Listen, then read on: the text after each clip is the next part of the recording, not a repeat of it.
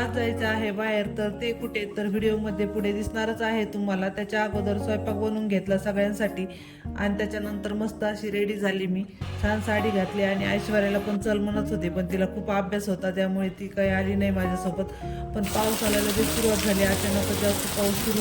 आम्ही सगळ्या मैत्रिणी मिळून आलेलो आहे आमच्या बेस्ट फ्रेंडच्या बड्डेला. तर तुम्ही माझ्या व्हिडिओमध्ये बऱ्याच वेळा माझ्या मैत्रिणीला बघितलं असेल, तर आज तिचाच बड्डे आहे.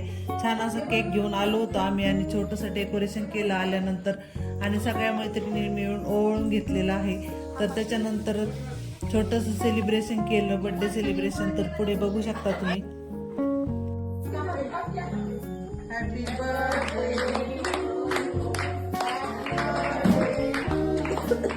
Happy birthday.